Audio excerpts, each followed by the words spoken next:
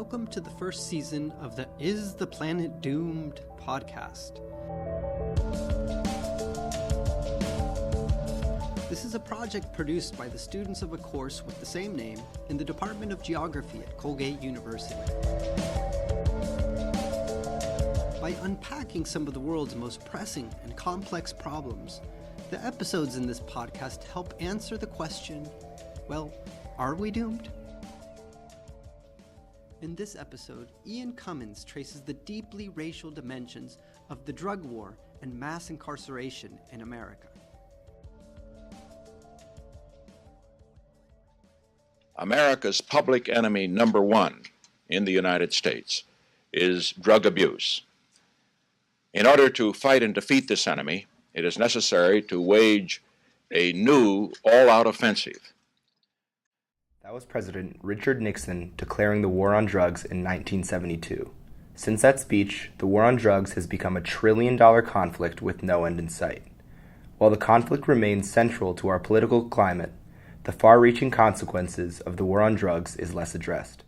The most notable of these consequences are mass incarceration, police brutality, and the decades of racial injustice they caused.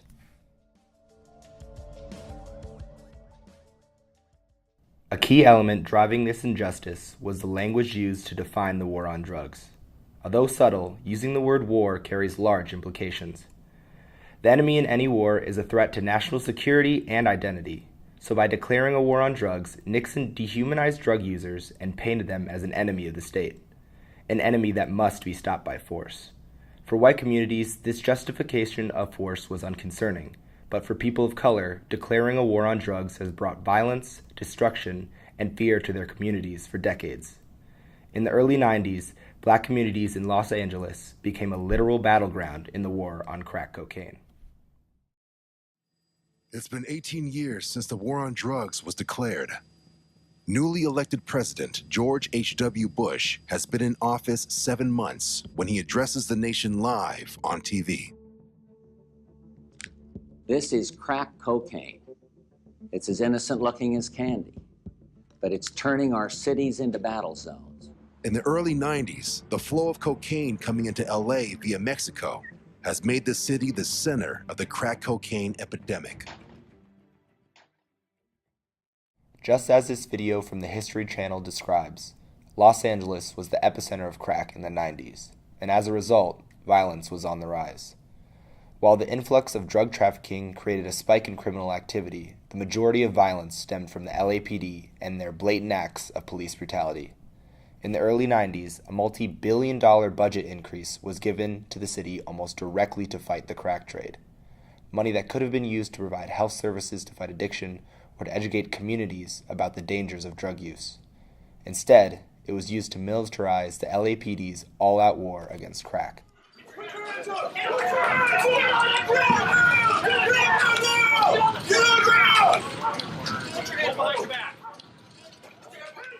Militarizing the LAPD came in a variety of ways, but the most notable was the creation of CRASH, or Community Resources Against Street Hoodlums.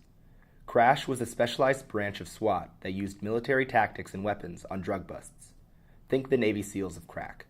But unlike the SEALs, they didn't protect and serve everyone in the city equally. CRASH was known for terrorizing historically black communities without regard for people's property or safety. With even the slightest suspicion of crack use, CRASH would drive a 14-foot battering ram attached to an armored car through buildings. A news article cited how CRASH used this battering ram to destroy a home, only to find an innocent mother and her children eating ice cream inside. With their home and lives destroyed, they represent one of the countless black families victimized by police brutality in the discriminatory drug war. You might be wondering how this is even remotely legal. The answer lies in the stigmatization of crack in the 80s. Steve Young reports on a new kind of cocaine called crack. It's going nationwide, especially among the young, a drug so pure and so strong, it might just as well be called crack of doom. That was a CBS News special reporting on the crack outbreak in the early 80s. While it does have a nice ring to it, terms like crack of doom only exacerbated public fear of the drug's potency. On a chemical level, crack and cocaine are almost identical, the main difference between the two being their route of administration. Because crack is produced by freebasing powder cocaine, crack can be smoked while cocaine is mostly snorted. They are still essentially the same drug, but the process of smoking crack fooled everyone from CBS to Congress in overstating its potency. Smoking crack gave a slightly larger high when compared to snorting cocaine, but when you compare crack to cocaine that has been dissolved and injected, they have identical effects. We now know that crack was stigmatized not because it was more addictive or potent, but simply because it was cheaper than cocaine. Cocaine in the 80s was so expensive that it was only prevalent within wealthy and typically white communities. So few people were able to afford cocaine that it eventually was seen as exclusive and luxurious. Crack use, on the other hand, wasn't limited by high prices like cocaine's. Because it was so cheap, crack became widely prevalent in urban communities, especially urban communities of color. The public was terrified of how this new version of cocaine became so prevalent so quickly. This fear fueled stigmatization. Crack became known as the dirtier, more dangerous, and severely addictive version of cocaine. This stigmatization, together with Nixon's war rhetoric, inspired fear in the public that demanded swift and fierce action from the government. Their response came in 1986 with mandatory minimum sentencing.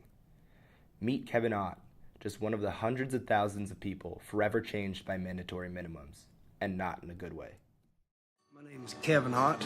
My number is 203093. I'm in here for trafficking methamphetamine. I start my 14th year in just a couple of months, and I will be here until I die. Yeah. I have life without parole for 3 ounces of methamphetamine. To give some context, mandatory minimums are as simple as they are harsh. They mandate minimum prison sentences on a range of drug offenses, each specific to the gram. Most of the sentences are just as absurd as the one Kevin is facing, but none of them were as harsh as the ones for crack. The sentencing for crack was 100 times harsher than those for cocaine, even though they are essentially the same drug. To put this in perspective, the minimum sentence for 5 grams of crack, which is around the weight of 2 pennies, was 5 years in prison. For someone to get this same sentence for cocaine, they would need 500 grams. Not only was this unjustified on a chemical basis, but also on an ethical basis. In an interview for the documentary 13th, Glenn E. Martin commented on the judicial implications of mandatory sentencing. In many California communities, all civil trials have been canceled to catch up with the criminal case workload. We've taken discretion away from judges, arguably the most neutral party in the court, and given it over to prosecutors. Drug crimes, especially for crack, were no longer observed on a situational basis. Just like Nixon's declaration of war on drugs, mandatory minimums ignored the unique context bringing each offender to substance abuse. Instead, mandatory minimums fought drug abuse by incarcerating nonviolent offenders at unprecedented rates. But because mandatory minimums were crafted in a way that echoed the stigmatization of crack, black communities started to see incarcerations at astronomically disproportionate rates. From 1987 to 1990, the U.S. incarceration rate grew by 133%, awarding us the highest incarceration rate in the world. During this period, black people were almost 9 times more likely to go to prison than white people. On a given day, 3% of all black males were in prison, compared to 0.01% of white males. Since mandatory minimums were introduced, mass incarceration has only gotten worse. Currently, the U.S. is 5% of the global population, but accounts for 25% of the global prison population. At the same time, the U.S. incarcerates a higher percentage of black men than South Africa did at the height of the apartheid. There are so many more jarring statistics like these, but the extent of this issue stretches far beyond prison fences. The full impact of mass incarceration can be felt in the communities drug law offenders left behind. In principle, strict laws removing drug users from these communities would seem beneficial, but this is far from the case. Statistically, an increase of drug-related incarcerations has minimal effect, if any, on removing drugs or crime from communities. These laws actually cause more harm than help. The mass incarceration of community members destroys essential social dynamics within these neighborhoods. Parents are taken from their children, employees from their jobs, and young adults from an education. Even once inmates return from prison, they are stripped of voting rights, access to public housing or welfare, and future employment options. At the same time, prisons are notoriously substandard in helping overcome drug addiction, leaving inmates suffering from the same problem that got them in prison in the first place. Putting all this together, it becomes clear how the war on drugs has terrorized people of color, incarcerated them at astounding rates, and destabilized their communities, all without actually reducing the problem of drug abuse. It's clear that fixing this issue isn't possible with prisons, police, and 14-foot battering rams, but with education and support. Drug abuse is not a criminal issue. It's a health issue, and it needs to be treated like one. For Colgate University, I'm Ian Cummins.